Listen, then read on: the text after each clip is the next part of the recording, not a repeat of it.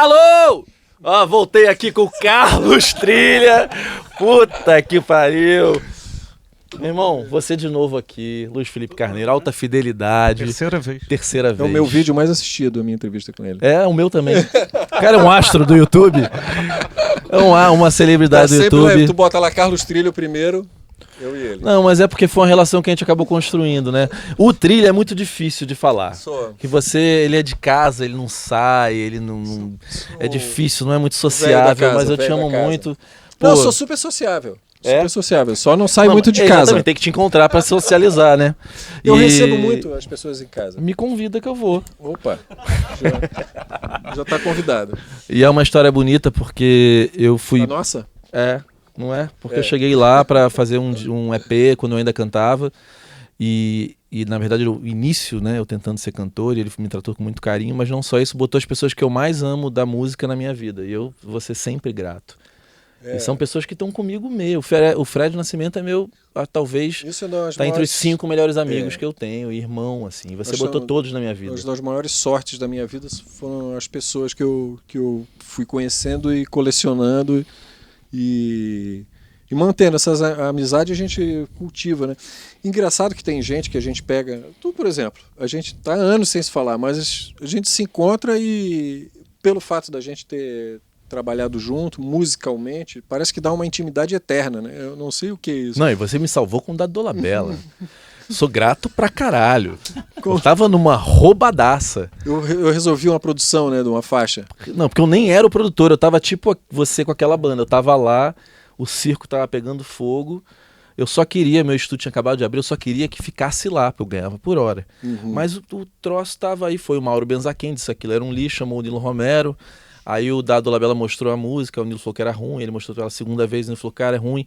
Aí ele foi pra rua, ligou pro Krieger, voltou, olha, o Krieger falou que essa música, Imagine, também começa em menor. Aí o cara falou, cara, irmão, claro. Embora. Aí fiquei eu. Aí eu falei, cara, eu vou perder o meu cliente, que tava lá, eu não tava produzindo, então... Aí eu fui lá, subi, morava do lado, Trilha. Você topa resolver uma parada, mas deixa no meu estúdio. Porque ele tinha um estúdio também, eu falei, só quero que seja aqui. Porra, ele foi lá, fez o troço retão, simples, simplificou, arrumou a canção, me salvou. A velha borrachinha, a tesoura, né? E ele tem uma coisa muito legal, antes de a gente começar a falar de Renato Russo, quem quiser trabalhar com trilha, assim, ele tem um processo bem particular de tempo, que é o teu tempo, que é muito legal, mas o mais legal é que ele consegue fazer as críticas mais terríveis de um jeito que você ri. E aí você vai pra casa, aquilo é leve. Aí chora, depois de casa você... Não, mas eu acho que esse é um talento seu, assim. Eu acho admirável. E eu aprendi com você isso. Eu acho que o principal papel do produtor é fazer a pessoa se sentir bem para conseguir extrair dela o melhor, né? Você não vai conseguir extrair o melhor da pessoa deixando ela tensa. Eu sei de gente que trabalhando com X e Y chorou. Eu tocava o baixo assim, tremia, eu vi 2 pessoas choraram com a mesma pessoa. Então, tá vendo? Baixistas também. É isso. Bateristas, né? Negócio... Esse negócio de botar o artista pra chorar não é bom. Só se você tá brigar. Não é produtivo. Eu acho que só se você briga, né? A pessoa te trata mal, acontece alguma coisa. Porque acontece quando a gente está trabalhando com produção musical, você fica íntimo daquela pessoa. Você fica meses, 6 meses trabalhando, às vezes fica 1 ano, 2 anos.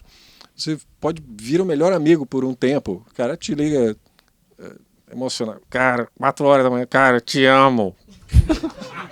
Já recebi. Entendi. 4 horas da manhã, te amo, tá foda. O disco tá foda. Entendeu? Porque a gente mexe muito com a emoção das pessoas, né? Porque a gente lida com a gente tem certo. A gente tem lida com a música assim profissionalmente, mas é impossível você se desligar emocionalmente do que você tá. Por isso que você começa a ter problema com o artista, você sofre, você não dorme. Sofre.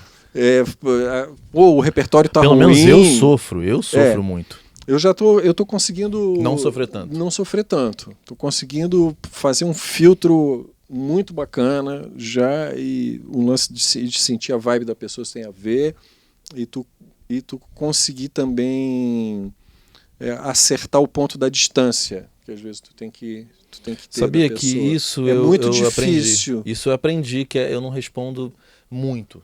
Eu não respondo qualquer coisa o tempo inteiro. Porque se você começa a responder e atender o tempo inteiro, Não, a você pessoa vira analista. às 5 da manhã liga mesmo. Cara, tô pensando aquela Você música, vira analista. teclado. E o Trilha me ensinou uma coisa que eu replico. Eu tô ficando com vergonha de várias coisas que tu já falou. Não, mas é uma coisa que eu não sei se você faz ainda. Mas o Trilha, quando eu pedia uma cópia de monitor para ir no meu professor de canto, ele não dava. Não. E o disco não saía do estúdio em hipótese alguma. Não, e quando ele assim mandou até pro hoje. Felipe Abreu, você mandou bem ruim. Você fez um negócio com que era pro... Não lembro disso, não. Mas Nunca mandei nada ruim pra ninguém, não. Você botou com um negócio pra eu não me acostumar com aquilo, porque as pessoas começam, pô, mas a cópia de monitor tava demais, e aí tudo vira aquilo. Não, é porque... não, mas porque eu exercito isso, eu não deixo, e tem gente que acha um absurdo porque tá me pagando e eu não deixar a pessoa levar o CD pra casa. Esse é um assunto interessante pra falar. Não é que, na verdade, qual é o filtro que eu tô colocando em relação a trabalhar com artista. É porque, por exemplo, já trabalhei com artistas incríveis e que nunca me colocaram no outro lado do balcão. Tu tá entendendo o que eu quero dizer? Sim. É exatamente esse o ponto que pega. Quando é uma pessoa que... eu estou trabalhando no disco... Eu estou fazendo vários trabalhos muito legais agora no momento. E tem uma pessoa que eu amo, que eu adoro trabalhar com ele musicalmente, que é o Pedro Baby. É um gêniozinho, né? E a gente senta um do lado do outro e ouve a música, e não é assim, eu estou fazendo uma coisa e aí ele diz que se gosta ou não gosta. Isso é o pior lugar que você pode estar. Ou então ele fica tocando e eu fico, não sei, vamos ver. Acho que não é assim. Os dois são responsáveis pelo resultado e a gente vai assim até o infinito para chegar no resultado que os dois fiquem felizes. O nosso crivo é muito a gente é bem difícil de agradar, né? O conjunto dos dois. Então o resultado final, acho que fica muito bacana. Essa relação do artista com o produtor, a soma da musicalidade dos dois, né? Porque quando o produtor ele faz tudo com a cara dele, também é horrível, né? Também é horrível. E, quer dizer, não é... Pode soar bem, mas pode assim... soar bem. Mas assim, por exemplo, eu tenho uma característica mais de deixar a pessoa fluir o máximo possível dentro do estúdio. Eu acho que é sempre isso. Eu sou o cara legal. Eu sou o bom policial dentro do estúdio. E tinha o mal lá na época, que era o Fernando. O Fernando das más notícias. Exatamente. Não, mas assim, mas no sentido de fazer a pessoa se sentir bem. Por exemplo, eu estou produzindo uma banda agora que chama Uniclãs, lá do norte do estado de Santa Catarina. Muito legal, ele já tem uma história longa, as composições são excelentes. O cantor tem uma voz super peculiar, assim, meio parecida com o Zé Ramalho.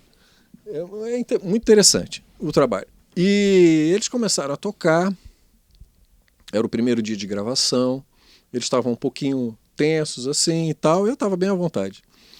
Aí soltava um clique, tal música, eles já chegaram com tudo ensaiado, tudo organizado, já com clique, já com tudo, né? Que já que facilita um pouco o trabalho, mas aí acontece o seguinte, eles começaram a tocar, o guitarrista atrasando em relação ao clique, na hora que a música entrava, todo mundo corria em relação ao clique. Falei, gente, vamos desligar o clique, vamos tocar a música. Ou então começaram a brigar no meio, não brigar, mas assim, começaram a errar repetidamente porque erravam a forma. Por exemplo, que combinava que era 3 vezes tal parte, depois tinha 8 compassos de espera, depois não sei o quê, depois era tanto de solo, tanto... E isso ia cortando totalmente a dinâmica. Eu falei, gente, computador, a gente corta, não se preocupem com nada, toquem a música, faz de conta que é show, tá? Agora é show, pronto, não tem clique, não tem nada. Mas a gente começar... Não, então pronto, começa a guitarra, quando você se sentir bem, você canta, quando chegar na parte de entrar, o baterista conta, show, é show, estou assistindo, estamos assistindo, é show, vamos lá, gravando. Pá, take 1. A música ficou inteira perfeita, o andamento, porque veio a música, eles não ficaram escravos da forma que eles tinham lá, a forma passou a ser a forma natural que rolou ali, E eu acho que esse é o papel do produtor, fazer as pessoas eles se sentirem bem com a música, com o ambiente, fazer um clima com a luz, dar um vinho. Eu acho que esse é o lance, é você receber e, óbvio, cuidar para que as coisas tecnicamente estejam funcionando. Normalmente isso a gente faz trabalha antes. tudo isso antes das pessoas chegarem. Método, Carlos Trilha, método. Existe um método. Não, uma coisa legal do teu trabalho, antes de começar a falar sobre Renato Russo, Legião, etc., é porque foi outra coisa que eu fiquei muito impressionado do tal do produtor quando eu cheguei com você, é porque era tudo muito tenso para gravar. E aí para gravar a bateria, enquanto não clicava, tudo certinho, não ia. E eu me lembro que a gente foi lá, ele convocou uns músicos super bacanas, a gente tocou a música, aí passou assim, aí eu falei, quando que a gente vai gravar? Ele falou, como assim? Já está gravado. Já gravamos. E a galera Take zero. Take zero. Mas foi isso mesmo, a gente passou 3 vezes. E foi, na verdade, tudo isso, eu mesmo como produtor, no primeiro disco que eu fiz, eu aprendi tudo que não deve ser feito. E com o Trilho eu aprendi muito o que deve ser feito, que é fazer um ambiente ser bacana. Se for no primeiro take, legal, não é porque não é desleixo, é porque tá bom mesmo. Não precisa... A gente sente, né? Música é emoção, né? Eu acho que tem uma hora que eu não sei o que me dá, assim, que é tipo, como se fosse uma coisa. Tipo, a banda tava tocando e tal, e aí chega uma hora que eu esqueci que tava gravando e entrei na música, ouvindo. Aí ali eu senti, opa, a gente que toca para isso, para entrar nesse momento de conexão, né? Quando a gente sente que a música conectou, aí é o sinal. Que é esse aí. Ah, mas tal parte. Então vamos corrigir tal parte. Esse é o take que tá valendo. Porque se me emocionou, tem mais chance de emocionar. Outra coisa, se a música não está funcionando aqui nesse ambiente, para 4 pessoas, não vai funcionar fora. Total. Né? Não adianta a gente tampar o sol com a peneira, que é muito comum dentro do estúdio também.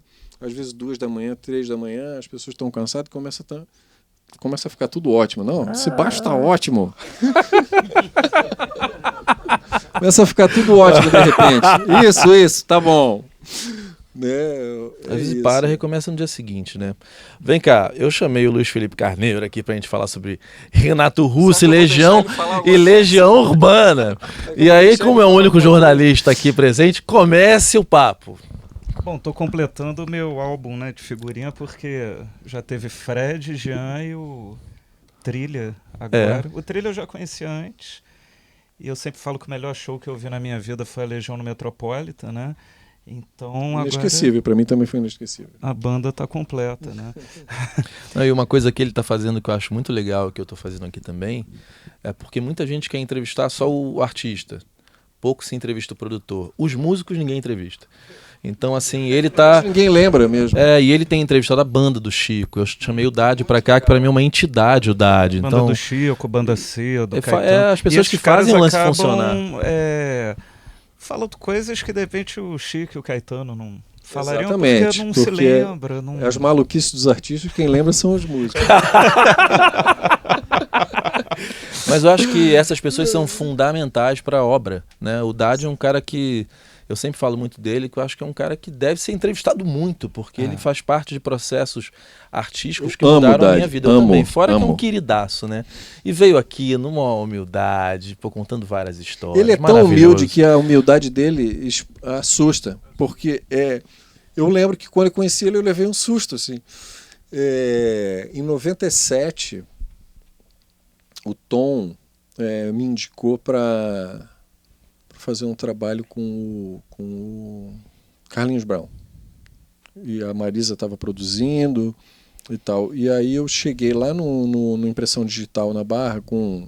Eu era tipo um ET, né? Nos anos 90, quem trabalhava com Macintosh era tipo ET, alguns ETs, eu era um desses aí. Então montei um setup com sampler, com Mac e tal. E aí conheci o Dade, né? Falei, caramba, o Dade, eu sempre fui muito fã da Cor do Som, né? E ele chegou numa humildade tão grande que me assustou.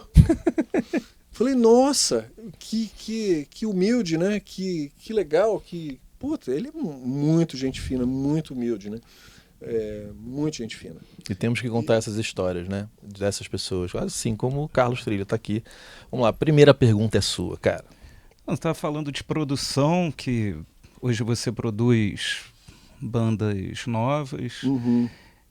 E o que você aprendeu de produção com o Renato? Só tudo, né? Não, é porque justamente eu digo que ele ensinou o meu ofício, que é você se organizar para realizar, que é a realização. Porque a gente trabalhando com arte, o artista ele já tem uma atividade cerebral já diferenciada, né? Vamos dizer assim. Né?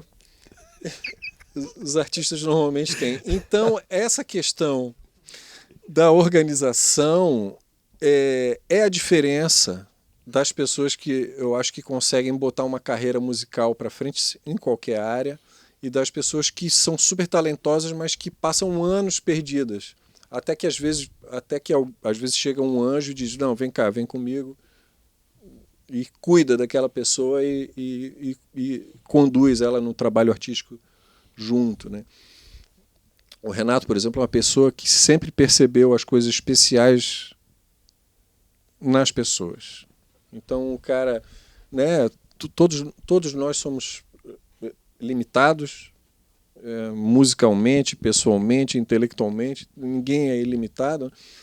Então, uma coisa que eu aprendi com ele é, primeiro, você trabalhar com inteligência a sua limitação. Você não ficar fazendo coisas que você depois não vai dar conta de fazer, né? E valorizar o charme da sua limitação. Porque a sua limitação te dá uma característica musical, uma coisa que... É a tua maior potência, né? Às vezes é onde você para. Exatamente, né? Então, eu acho que é isso. Eu sempre fui uma pessoa que toquei muito simples, e o fato de eu tocar simples deixa outras pessoas que tocam simples à vontade também.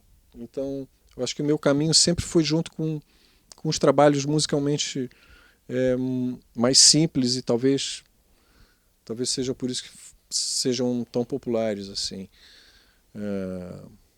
Eu digo simplicidade harmônica mesmo, eu toquei muitos anos com a Marisa também, que tem uma estrutura musical simples e agradável. Eu acho que é isso. Eu acho que teve eu sempre vi ele trabalhando com pessoas e extraindo o melhor das pessoas e deixando as pessoas se sentirem bem com aquilo, elogiando. A Marisa tem essa mesma característica, né? Tem. Eu tive muita sorte, né? Pensa bem. Muita sorte. Eu trabalhei com o Renato 2 anos depois ou 3 anos depois comecei a trabalhar com a Marisa. Então,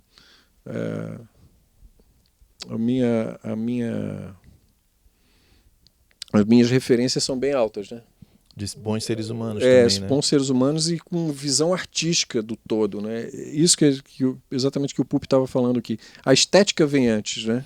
Vamos falar sobre isso, porque a gente estava falando disso ali atrás, e o Renato pensava esse conceito antes de entrar em estúdio com a música, né? Exato. E como você, quando produtor, quando encontra um artista que está pensando todo esse conceito antes, dá diferença desse artista para o artista que chega para você com música? É o que mais...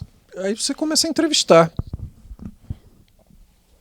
Você começa a entrevistar. O que você ouve?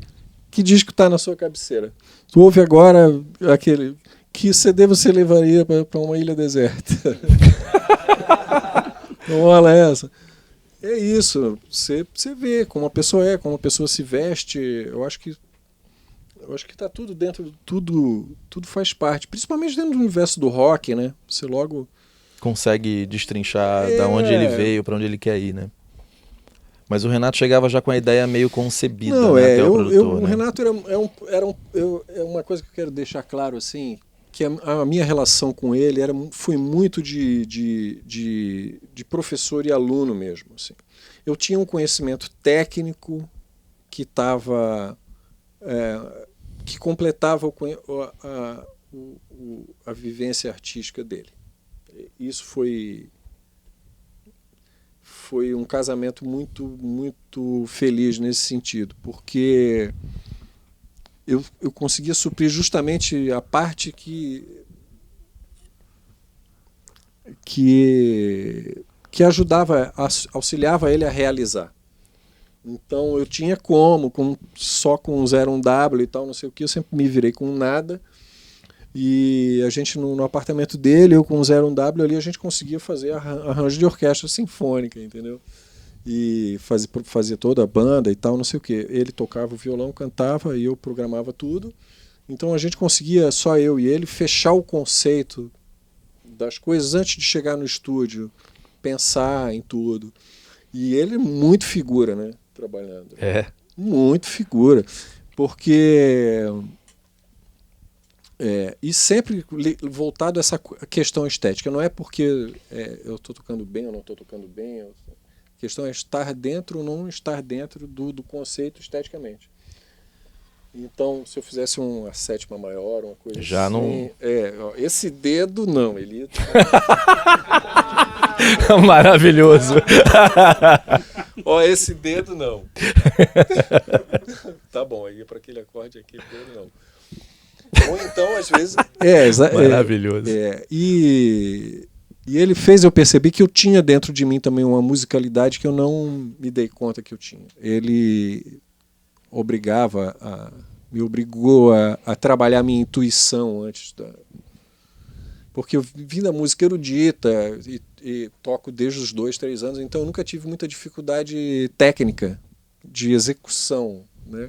Meu problema justamente era a falta de cultura, né? Eu com 21 anos, que não acontece mais hoje em dia, com esses meninos de 22 anos hoje em dia, que tem uma coleção de 300 discos. Entendeu? Fora o Spotify, que tudo é possível, fora né? Tudo.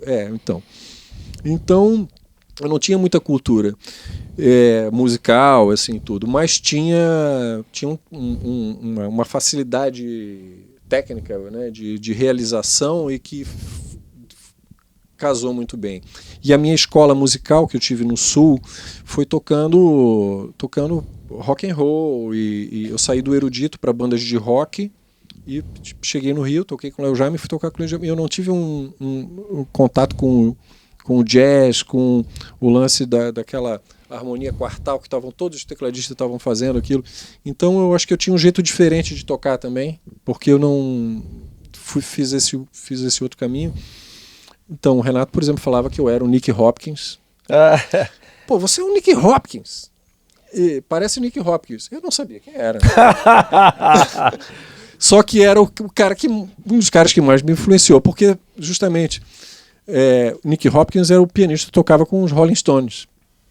E eu fui criado musicalmente por um guitarrista lá do Sul, que é o Paulo Mai, que ele me ensinou todos os riffs e todas as coisas, me aplicou, ele me botou no mundo profissional realmente da música, os riffs da banda eram todos, então eu peguei essa influência dos guitarristas, então eu toco tudo em pentatônica, eu tenho essa coisa do rock muito na veia para tocar. E em paralelo a isso eu tinha sempre gostei da música eletrônica, setentista, sintetizadores, etc. Que aqui no Rio eu tinha um pouco de vergonha. Quando eu cheguei aqui, todo mundo tinha ódio de sintetizadores. Foi aquele momento exatamente. Cheguei em 89, estava todo mundo por aqui com sintetizador. Então era órgão e piano e tal. E quando eu fui tocar com a Legião, pede, é comigo mesmo, né? Aquilo é um Juno, aquilo? Pô, é um Juno, né? Era um Juno. Juno. Você tem esse Juno aí, né? Tenho. Nunca tem tudo certo. nunca vendi nenhum teclado. Cara, é muito louco, porque pra gente... Já comprei vários, mas já nunca vendi nenhum. Essa coisa da simplicidade tem muito a ver com o teu trabalho mesmo. Eu lembro que tudo que tinha nona e sétima maior, você tirava. A nona eu deixo, a sétima maior eu já ia pedir pra tirar mesmo. Das minhas você tirou tudo. Ficou tudo tríade, simplesão e bonito, assim. Porque depende o universo que você tá... Se eu tô fazendo um trabalho, por exemplo, o trabalho do Pedro, tem várias sétimas maiores. Porque é um trabalho que tem influência direta de João Gilberto, de música brasileira. Não, sim, é o conceito, né? O conceito estético. Exatamente. Mas no caso do teu, que a gente estava fazendo pop rock, simples, né, vamos dizer assim. Então, realmente, eu buscava realmente uma simplicidade, ficar mais fácil para eu tocar também. Vem cá, de Renato para Legião Urbana, a dinâmica de produção de arranjo mudava muito? Porque aí tinham outros elementos junto, né? Muito parecido. Muito parecido. Porque, na verdade, era a escola do Renato. E eu, dentro do estúdio com a Legião, eu acho que eu fui o primeiro músico a participar do processo. Tipo assim, o Bruno Araújo, por exemplo, gravou um disco, porque o Renato estava com um problema na mão, estava com um problema.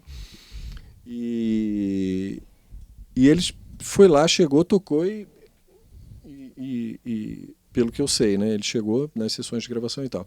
Não passou um trabalho desenvolvendo a produção, né, de como eu fiquei com a Legião fazendo a Tempestade, né, lá no AR, que eu fiquei morando no AR 9 meses, né, assim, maravilhoso, né, assim. Então, antes eu tinha ficado meses com o Renato no Discovery, acabei virando sócio do estúdio, não ia mais embora, aluguei uma sala em cima, botei as coisas, começou a rolar outros trabalhos e acabou o disco e eu continuei no estúdio. Até que você resolveu comprar uma casa e fazer o estúdio dentro, exatamente, né? Aí... A minha ideia era dar continuidade exatamente àquela mesma estrutura ali. O meu estúdio é um estúdio derivado do Discovery, né? Tem o Fernando era sócio do Discovery, que é meu sócio. O Valdir era funcionário do Discovery, é meu funcionário até hoje. Então é um estúdio, meu estúdio é meio derivado desse, né? O conceito ali que eu aprendi também, o conceito de ter um negócio. Eu fiz tudo errado, mas deu tudo certo. Eu agora que estou estudando. A casa agora tem mais um estúdio embaixo, não é isso? Tem. Eu não vou um tempão lá. Tem. A casa agora, ao todo, são 3 técnicos. E você mora em cima? Eu moro em cima. E o estúdio é no... consigo ter uma vida também. Consegue? Consigo. É? Consigo. Já tive bastante dificuldade de fazer esse gerenciamento. Mas a gente vai ficando mais velho, né? Porque sempre tinha gente lá, né? O tempo inteiro. Tinha. Jogando videogame. Mas a gente vai ficando mais velho, vai começando a ficar mais normal, né? Os horários mais normais, começa... É difícil agora eu virar uma noite. Cara, uma curiosidade que eu tenho, depois você faz a sua pergunta, é sobre o processo de composição, assim. As canções elas chegavam prontas, porque o Maírton veio aqui e falou que tinham coisas que ele ia fazendo, ouvindo e botando umas palavras, mas é o primeiro disco, eu imagino que depois tenha mudado, né? Mesma coisa. Mesma coisa. Não, é assim, ó. Como é que era o processo? O Renato chegava eles marcavam um encontro, isso tudo que eu fui pegando das conversas, né? E também o material que eu peguei para trabalhar. Então o Renato chegava com ideias que ele já tinha, o Bonfá chegava com ideias que ele já tinha, que o Bonfá também ficava criando em casa, e o Dado com coisas que ele tinha inventado. O Renato juntava uma coisa na outra. Por exemplo, o Vento no Litoral é uma ideia do Dado, a outra parte era uma outra música do Bonfá, aquela parte menor provavelmente é a parte do Bonfá, a harmonia menor.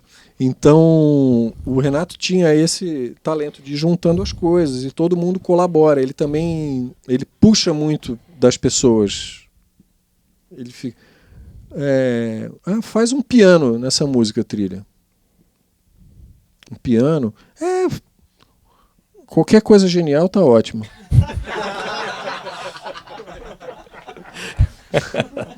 Mas tinha humor também, né? Tinha muito humor.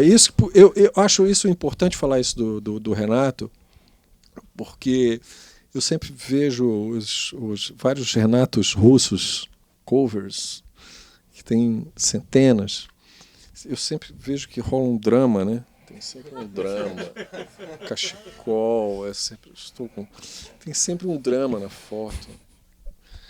E eu acho engraçado, porque quem conhecia o Renato não tem isso, né? O Maurício Branco me contou histórias maravilhosas. Ainda assim. mais de quem não está trabalhando, né? Ah, é.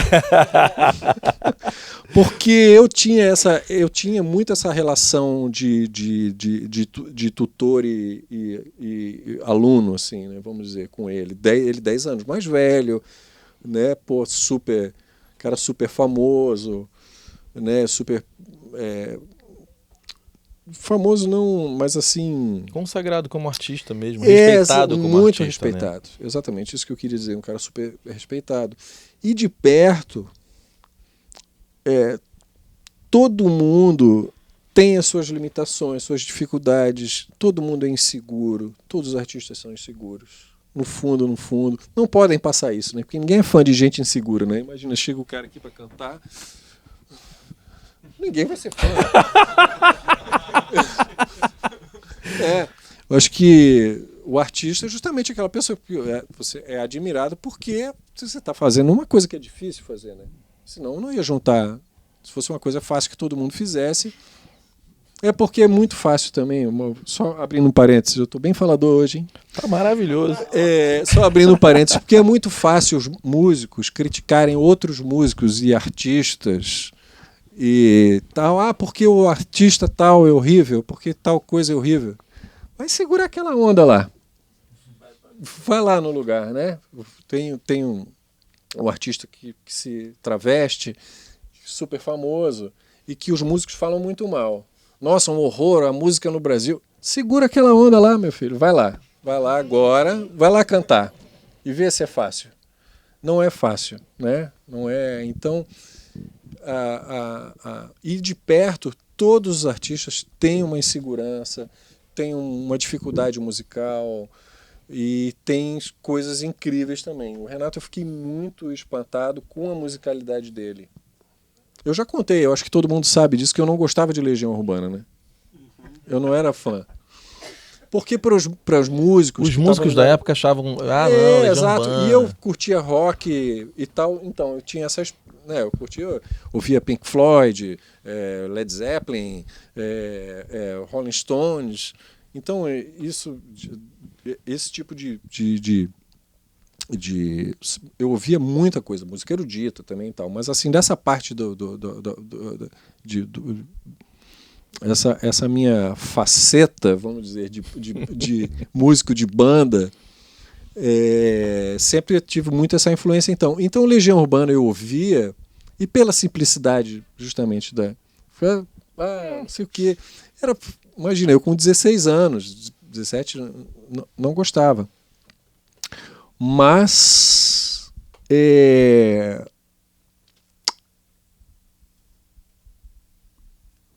rolou o convite para ir tocar com eles direto. Foi assim que fui conhecer o universo da Legião. No primeiro dia eu já saquei que era legal. E que eu não estava com nada. Não, engraçado eu que era farofa. Talvez a única banda brasileira que você sabe qual é, com meio compasso, é Legião Urbana. Né? Então, quem ouve... Até porque eu amo, por exemplo, Paralamas, mas Paralamas mudou de faceta muitas vezes, né? E o Legião, você sabe que é Legião... Eles sempre tocaram... É Legião. Mas assim... Foi uma coisa mesmo cultural, né? Diferente. O Sul... As coisas que faziam sucesso aqui no Rio eram... diferente das coisas que faziam sucesso em Florianópolis, que é a minha cidade, né? Então, a não ser as coisas muito já globais, muito mainstream, que a gente teria em comum. Mas eu lembro que, por exemplo, eu adorava Supertramp, e aqui no Rio era o maior mico você gostar de Supertramp. Já era cafona, né? Eu adorava, pô. Se você pega o Breakfast na América, você vai ouvir, é um disco perfeito. Não tem nada de cafona. É irretocável, é perfeito. Os arranjos, a mixagem. Engraçado como a gente é influenciado por essas coisas sem perceber, né? Eu fiquei, acho que 20 anos sem ouvir o Animals, do Pink Floyd. Eu acho que foi o disco que eu mais ouvi na minha vida. E aí, uns 10 anos atrás, entregando a idade, uns 10 anos atrás, comprei o 10 anos não, mais, hein? Uns 20 anos atrás, comprei o CD e botei para ouvir no meu estúdio, ainda na época da 02R ali. Aí eu vi aqueles violões assim, a voz com flanger. Falei, caramba, fui eu que mixei esse disco. Então, a minha influência de som, das coisas que eu buscava, de som de bateria, os sons de teclado. Falei, eu ouvindo Richard Wright, falei, caramba, isso que eu gosto de tocar com banda, esse piano meio no grave, o jeito de timbrar o Hammond. Pode ouvir as coisas. Pode ouvir que você vai ver que tem muita influência. Assim. Vai que é sua, Luiz Felipe. Você está falando muito do Renato no estúdio, né? Queria que você falasse um pouquinho no palco, porque rola muito assim uma lenda que o Renato Russo não gostava de fazer show, e parece que todos os shows da Legião Urbana, de certa forma, são históricos, porque num tem confusão, no outro ele canta deitado, porque estão fortes jogando... emoções. Sempre, todo show da Legião... Fortes emoções sempre? Sempre. E queria que você falasse um pouco isso sobre que era as rock and fortes roll. Não, é porque é uma experiência de rock and roll, assim, nível plus. Porque... Não, imagina, eu tinha toda uma coisa acadêmica e tal, não sei o que, tocava rock and roll, para Pô, Legião, já tinha tocado com Léo Jaime, com Kid Abelha, já tinha feito shows grandes e tal. Eu só fui ter noção do tamanho da Legião mesmo na última reunião que teve antes de viajar, assim, que tinham 55 pessoas. Né? Eu falei, opa! Bom, no ensaio, quando eu cheguei para ensaiar, já era assim, era Cássio JBL, que não tinha em nenhum... Já era assim, tipo, classe AAA. A estrutura do ensaio. A estrutura do ensaio era a mesma estrutura do palco já. Com side field. Aonde cabia isso? No estúdio da EMI Odeon. É uma época que não volta mais. Não volta mais. A Marisa, só interrompendo, também faz isso, né? Faz esse processo de ensaio num galpão, com a estrutura perfeita. Agora ela tem um estúdio muito legal na casa dela. Ela ensaia um tempo em casa, um mês, 2 meses, e aí depois vai para um teatro, se der. Eu cheguei lá na Legião para ensaiar. Eu já cheguei sabendo todas as músicas. Super CDF, CDF nível máximo. Cheguei sabendo todas as músicas, já com tudo escrito, com os timbres iguais. E aí cheguei e já tenso. Aí já falei logo, Renato, eu sou roqueiro e toco bem simples, mas eu já tirei todas as músicas e já estou com tudo escrito, já fiz os sons. E nem se preocupe, nós vamos ficar meses aqui. Já de cara. Maravilhoso. Nem se preocupe, nós vamos ficar meses aqui. E aí, só que, claro, eu cheguei com essa vantagem, primeiro, de já saber as músicas, de ter aprendido. E aí, de vez em quando, rolavam as broncas, e ele me excluía da bronca. Trilha, isso não é pra você. Pá! Mandava. Tu também não dava mole. Nessa época era quem a banda? Era o Jean, já e Fred? Não, era o Fred. Assim que eu cheguei, era o Fred, o Bruno... E... A tal da briga foi os dois, né? Foi. Quando eu cheguei, a briga já tinha acontecido. Essa briga já tinha acontecido. Aí eu cheguei 2 semanas depois, que o Mu fazia parte da banda, não ia poder fazer alguns shows e tal, e me indicou para... Depois ele Fred tomava bronca? Depois ele se arrependeu. Aí... Fred tomava broncas? Acho que todo mundo tomava bronca. Meio geral, assim. Mas o Renato sempre teve uma simpatia especial comigo, assim. Eu acho que menininho, novinho e estudiosinho. Então, acho que ele se comovia, assim, e me poupava. Tadinho do menino. Porque eram todos 10 anos mais velhos que eu, todos, né? Aí... Eu lembro, aí foi Eu cheguei e falei isso, né? Aí a gente começou a tocar. Aí rolava o famoso stop! Ó, a música não tá vindo. Eu vou pra casa. Quando tiver bom, vocês podem me chamar. E ia mesmo? Ia mesmo. Aí ficava todo mundo assim. Putz. Tu me perguntou do palco, shows. né? Shows, pois é. Eu não sabia de nada disso, né? Aliás, eu não sabia de nada. Mas fui aprendendo na estrada sobre Legião Urbana, sobre postura. Tem uma coisa muito interessante também. No primeiro show que eu fiz, eu puxei palma, né? Assim? Renato queria me matar.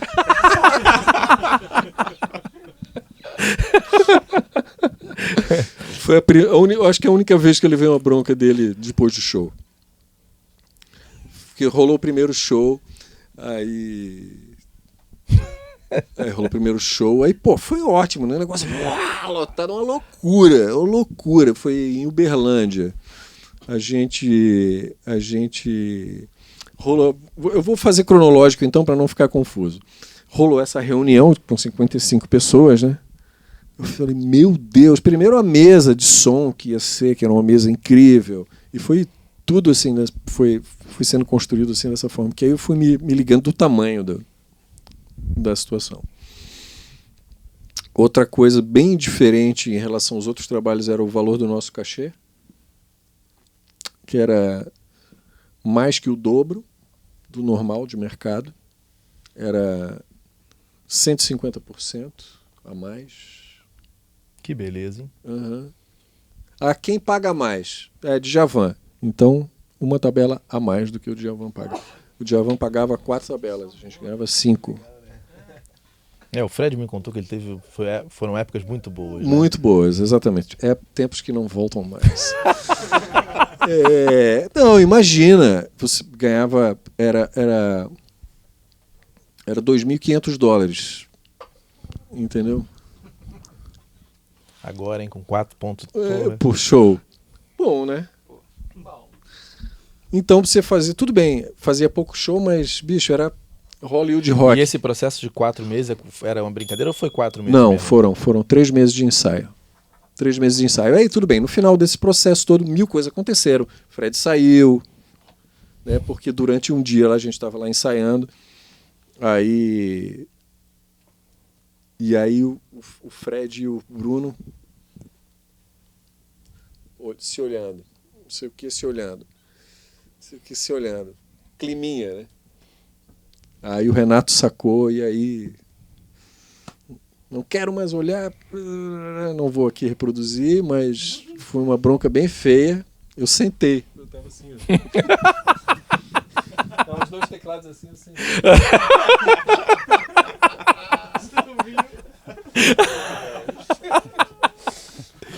Eu sentei. Aí rolou a famosa frase: trilha não é com você. Isso não tem nada com você. Aí ele saiu. Fui conversar com o Rafael Borges dentro do aquário, dentro da técnica do estúdio. E a gente não viu nada sobre lá. E daqui a pouco o Rafael, trilha, vocês podem ir embora, não sei o que a gente vai conversar. Aí teve um gap aí de 2 semanas. Aí quando eu voltei, era o Sérgio Serra. Aí eu já voltei definitivo. Não voltei mais. Não sabia que o Sérgio substituto. Serra tinha tocado na Legião assim, não. Tocou. Aí voltou o Sérgio Serra mas deu problemas. Aí voltou o Fred? Sérgio Serra, depois voltou o Fred. Sérgio Serra e Tavinho Fialho. Tavinho incrível, né? Baixista incrível. E aí foi muito legal. A gente foi pra estrada e tal. Aí rolou esse primeiro show. Aí, primeira coisa. Eu nunca... Imagina, meu primeiro show com Legião Urbana, né, cara?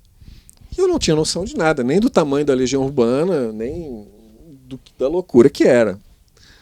Aí... O público lá fora.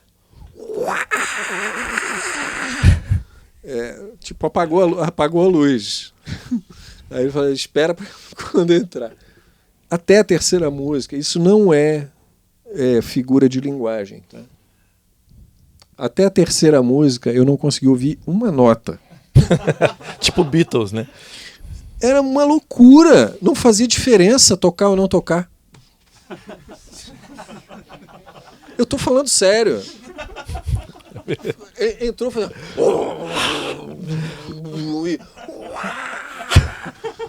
E o Renato lá na frente. Meu Deus do céu, que é isso?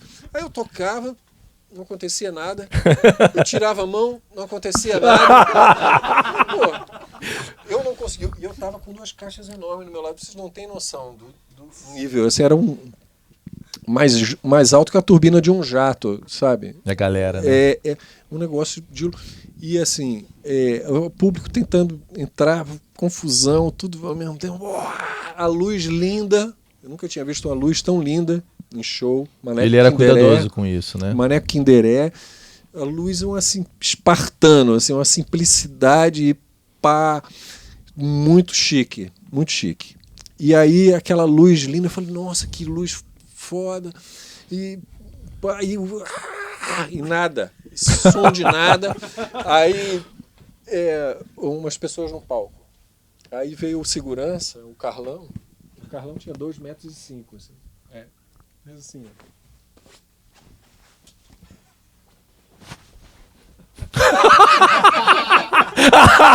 Saiu um de cada lado. Aí como é que eu vou prestar atenção? Como é que eu vou prestar atenção? Como é que eu vou prestar atenção na música? Tipo, aí a parte foi, né, tal. Aí beleza, aí daqui a pouco arrumou e tal e acalmou ali. Acalmou, né? e começou e foi realmente uma experiência sinistra. Tanto é que eu lembro com riqueza de detalhes até hoje, né? Eu lembro que isso foi a primeira coisa que me impressionou. A luz. Eu falei, puxa, que luz legal. Que coisa que... dava muito orgulho de você fazer parte do trabalho, assim, artisticamente falando. De você fazer parte daquilo e ter orgulho da letra, do que está falando, do que causa, da né? Postura, de tudo, né? É assim, realmente... Mas o Luiz Felipe falou dessa coisa do Renato. Tinha a tal da insegurança que se fala tanto, assim? Então, eu não tinha essa noção que o Renato passava por tudo isso, né? Rolava um drama, né, e tal, ele não ia passar o som, aí ficava tudo, ou então ia e chegava no final e aí mudava tudo, aquelas coisas, né? Para mim estava tudo certo. Você estava meio blindado do que estava acontecendo ali, Tava. né? Aí ele chegou, fui lá no meu departamento. Por que aqui no Trilha tá tão bom e pra mim tá tão ruim? Entendeu? Aí, não, é porque eu peço as coisas. Eu falei pra ele, eu peço. É só pedir. Aí, então vem aqui. Aí eu fui lá pra frente pra ajudar ele a pedir as coisas pra ele. Que é só você pedir, né? Não é... Normalmente Eu acho que assim, tem duas... porque tem uma coisa que, assim... Isso eu queria dar um toque pros artistas que estão nos assistindo. Assim, tem 2 formas de você se relacionar com o técnico de monitor, principalmente. Que são os que eles têm uma entrada direta no céu, né? Vocês sabem? Pô! Eles já têm uma entrada direta, o técnico de monitor. Muito. Ou você pode falar assim, vamos supor uma coisa, o bumbo, por exemplo, está muito alto para você. Ou você pode chegar para o técnico do monitor e falar, o bumbo está muito alto! O bumbo está explodindo! Né? Ou você pode falar, abaixa o bumbo. Maravilhoso! Isso faz toda a diferença. Bom demais. Então, não, mas isso faz toda a diferença. Eu acho também que... O profissional que está Não, e o artista hoje em dia entender como pedir as coisas é fundamental. O Renato que está ali... Renato, os artistas normalmente sabem pedir o que você faz no monitor? Ele tem como responder no áudio ou não? Alguns. Não, porque realmente... Mas isso não faz toda a diferença, esse jeito, porque quando você está chegando com a solução já para o seu problema. Entendeu? Porque quando você reclama, primeiro, pô, você já está chamando ele de surdo, né? Pô, você não tá vendo que Não, ele não tá vendo que o bumbo tá alto lá para você. Que ele não tá... Às vezes o engenheiro de monitor, ele não fica monitorando todas as pessoas ao mesmo tempo, que é impossível. Ele está monitorando o cantor, monitora um, monitora o outro. Os que têm esse recurso para monitorar, mas nem todo mundo tem o recurso para, de repente, ouvir o monitor que a pessoa está ouvindo. Então a pessoa tem que se ligar que aquilo que ela está ouvindo ali está só para ela, não é uma coisa óbvia, né? Então, o bumbo tá explodindo! Pô, tu já tá reclamando, né? Então, antes de reclamar, já não precisa passar por esse processo de reclamar. Total. O Renato chegava lá na frente, falava assim: o som não tá vindo. E aí eu, né? Não tá vindo. Ô, Renato, você já ouviu alguma coisa assim bizarra de alguém vindo? Claro. Assim? Tem alguma assim pra falar? Uma expressão assim? Quero ouvir o estéreo da minha voz? Dê o estéreo da minha voz. Diz aí, Renato, aperta o botão da verdade. Olha lá, não tá querendo falar, não. Você lembra assim de termos difíceis de se resolver assim? Não, isso, o som não tá vindo já é complicado, né? Não tá vindo. Já é complicado de você entender. Então eu fui lá no lugar que ele tava. Aí tinha assim, sei lá, 8 monitores no chão.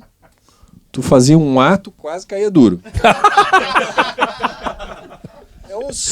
Muito alto. Uá! Só voz aqui. Aí o resto só no sidefield.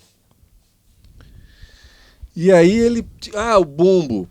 Tira o bumbo. Tira a caixa. De repente, fica tudo desestruturado, tudo desconjuntado, né? Porque o palco não fica... Então, o som no palco acabava que não ficava muito... O dado com a guitarra com volume estratosférico, né? Muito alto. Eu ouvi falar que ele continua tocando alto assim até hoje.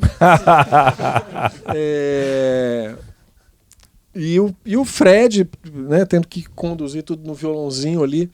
Então o Renato pedia era violão do Fred, teclado,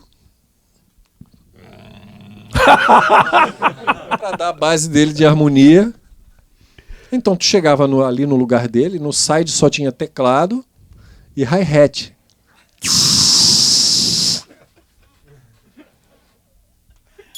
E aí? Opa! Temos que terminar? Não pode seguir mais um pouquinho, não? A gente não pode seguir mais 10 minutinhos, não? Tá bom o papo aqui.